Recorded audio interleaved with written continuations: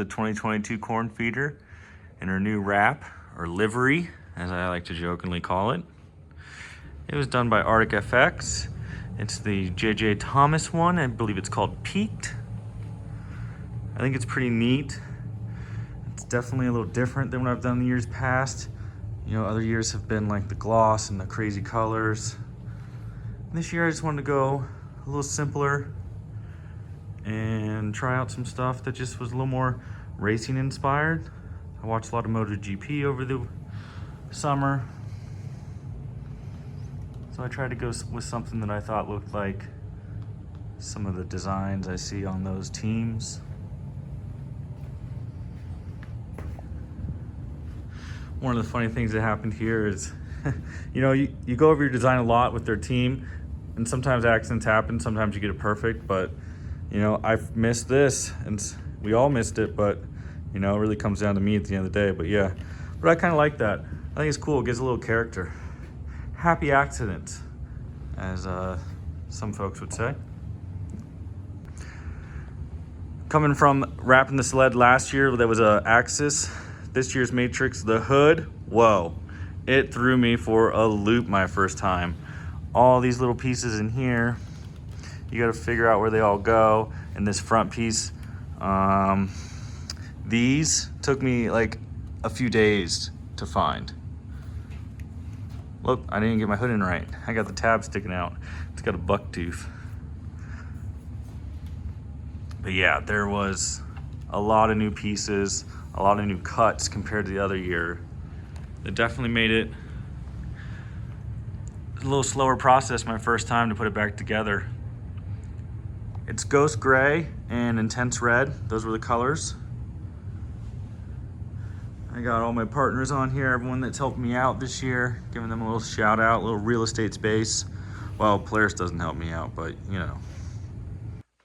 I think this mount is like my favorite part of it. You know, you come around here and it kind of just grows with the sled. You know, here it looks like it's, you know, 2D, and then you come around the corner and it kind of gets 3D. It just wraps around the whole machine right there. That's one of my favorite features or things about the wrap. One of the cool things about Arctic FX, as you can see, I went and wrote it and I clipped like a little bit of a metal pole and it got the wrap there. They can replace this pretty cheap. I can get a new replacement piece right here and they'll get it to me really quick. Accidents happen, you know, but it doesn't really bother me, so I'm probably not gonna replace it till I go to sell it. To me, it's a little battle wound, you know. Here's the Skinz throttle block all installed. You know, for me, I've had great luck with it. It helps to keep the snow from building up in here. On the OEM stuff, it builds up, especially in our maritime snowpack, right in here between the block. But this, there's no spot for the snow to build up. I saved this from last year and I had to put it back on. I've got my DuraPro tether here and I matched it with red this year to match the sled. Pretty trick. But I ran this last year. Great luck. I know the OEM one, it's actually not bad. When I first saw it, I thought it was gonna be junk and terrible with those little plastic clips on the side. But to be honest, it wasn't that bad. But this one with the magnet and just the magnet is so much tougher than those little plastic clips. Why wouldn't I run the magnet? It's just better. I also retrofitted my sled solution bag from my Axis onto the Matryx. This is a great bag. I keep a bunch of stuff in here, water, usually my tools, a spare belt. I can also, in this bottom part, I can fit like a drone in there or whatever you're into. It's a big bag. It's a big bag. I had to scrunch up the end of it here to make it fit. And the way I made it fit was I took out the lock and ride system that's right here normally, and I used those holes that came with the sled. I'll show you down here. Right there's the bracket that comes with on the machine, and there's where the bottom of the bolt is, the square part. See? Right there. And then for the back here, I have drilled out 2 new holes, one on each side. next to the OEM holes that are already drilled. It's just holes through your tunnels, folks. It's nothing special. So I put a new one right there. And it works. It works just fine. That pro tip comes from Admo Nash. I did not figure that one out. Thank you, Adam, for showing me that one. Here's the old throttle block. To get it apart is really easy. It's these 4 Phillips. That comes off. Then it's an Allen key. Take off that. This little set screw. And then this slides out the bottom. Then this comes off the bar. You know, it's up here like this. Pull that off. Boom. Then